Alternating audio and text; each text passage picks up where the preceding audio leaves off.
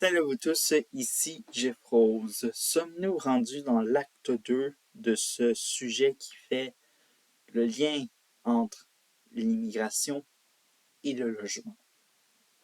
Eh bien, tout porte à croire que oui. Rappelons que ce lien a fait ébullition lorsque le gouvernement de Justin Trudeau était en retrait à Charlottetown, à l'île du Prince-Édouard.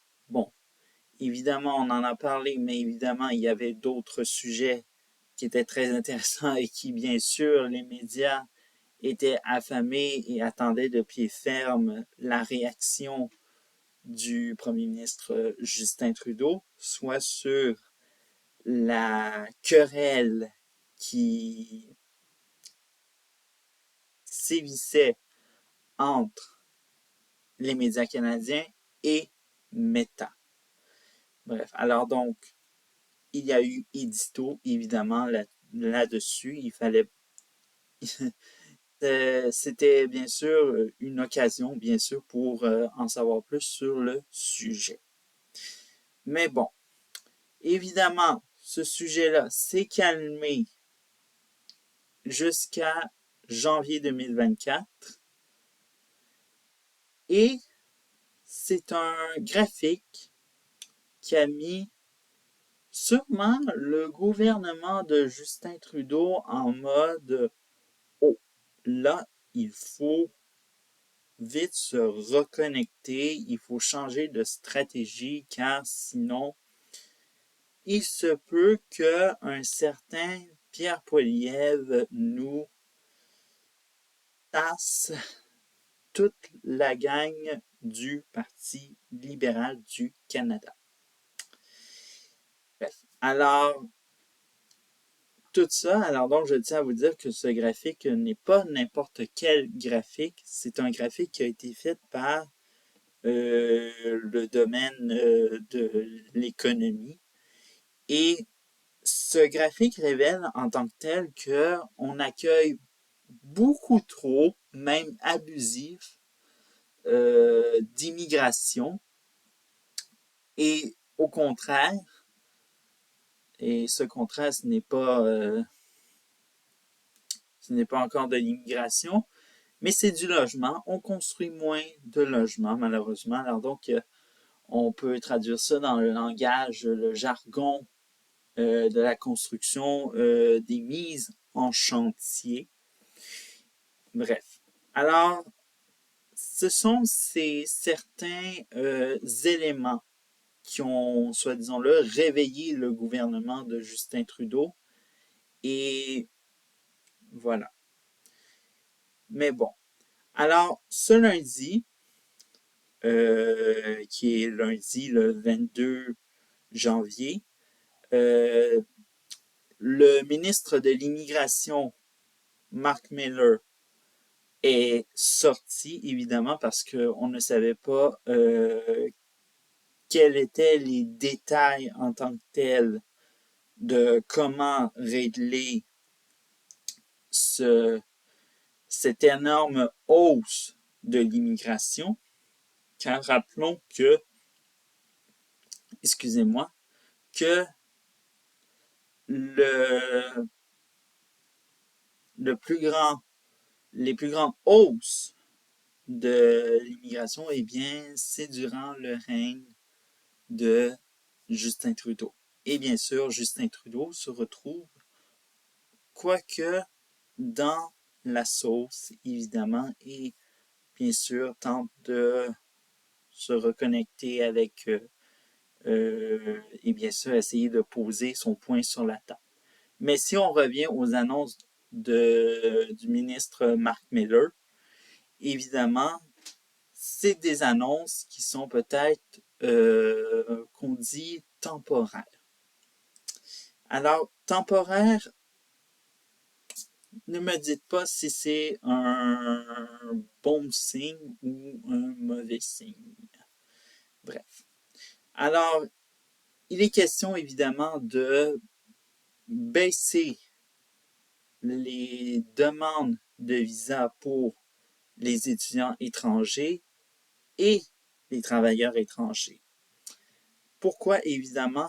Eh bien, résultat, lors de son entrevue avec la journaliste de CBC, Rosemary Barton, eh bien, M. Miller a été catégorique en révélant que, évidemment, que des individus prenaient le visa d'étudiants étrangers et au final, on découvrait que ces gens en question qui avaient pris ce visa en question, eh bien, n'étudiaient vraiment pas et ils étaient au Canada pour en profiter. Soit disons, au contraire, les visas sont devenus un bar ouvert pour atteindre le Canada. Mais en quoi ce bar ouvert a été contribué par hasard? Est-ce que on peut se tourner par hasard vers certains individus qui ont fait la promotion sur les réseaux sociaux? Car il faut savoir évidemment que il y a des individus sur Internet, et bien sûr, qui ont un peu, on parle un peu trop, et évidemment, les autorités sont un peu démunies et bien sûr, on peut faire des arrestations au niveau de profiter des allocations ou quoi que ce soit, mais d'un visa en tant que tel, difficile d'y répondre. Bref. En quoi que, évidemment, l'autre chose qui a été pas évoquée, évidemment, la semaine dernière, bien sûr, on parlait beaucoup évidemment, de l'immigration, mais parlons aussi de migration, parce que, évidemment, si on a une telle hausse de l'immigration, eh bien, c'est peut-être à cause des migrants, évidemment. Alors donc, soit ces demandeurs d'asile, évidemment, comme on les appelle, aussi, rappelons qu'ils passaient par le chemin Roxham, et puis il y a eu entente pour fermer le chemin Roxham, et malheureusement, le chemin Roxham s'est transporté dans les aéroports du pays, et malheureusement, c'est ce qui fait augmenter tout ça. Et bon, il est question évidemment de remettre en service certains visas pour la population mexicaine qui veut venir immigrer au Canada. Bon, quelque chose de même. Bon. Là, on a fermé au niveau de ce qui se passait du côté de l'immigration. Et là, on va parler de logement. Logement. Le sujet, évidemment, alors donc, dites-vous que c'est pas juste un sujet qu'on peut faire en fusion avec l'immigration, mais qui est criant actuellement. Alors, évidemment, comme je l'ai dit, baisse de mise en chantier comparée à l'immigration qui est en hausse, évidemment. Alors, évidemment, on aurait pu parler bon, qu'il y a des manques de main-d'œuvre, que les coûts de matériaux augmentent, augmentent pendant que les gens dans le sud du pays se plaignent que c'est, mais dans le nord, c'est encore euh, plus cher, évidemment, alors donc, étant donné des coûts d'importation, bref, et aussi de la bureaucratie qui s'importe. Et ça, c'est la bureaucratie qui est, juste pour vous dire que c'est parfois les villes qui bloquent les mises en chantier. Lorsque, par exemple, Pierre Poilievre a lancé comme attaque que la mairesse de Montréal, Valérie Plante, et le maire de Québec étaient des incompétents et que là, les médias s'en sont affolés en disant que oh mon Dieu, mais il faut pas dire ça, mais pour qui il se prend, c'est Donald Trump, c'est la droite, bref. Alors qu'on faisait un petit mélange pour tout mélanger, évidemment, pour que vous puissiez au final cracher sur les conservateurs et Pierre Poilievre, eh bien, au final, ça s'est résolu en vérité. Car la journaliste Alexa Lavoie de Rebel News a sorti une archive qui a été digne d'une bombe. Dans le passé, la mairesse de Montréal, Valérie Plante, a bloqué un projet immobilier.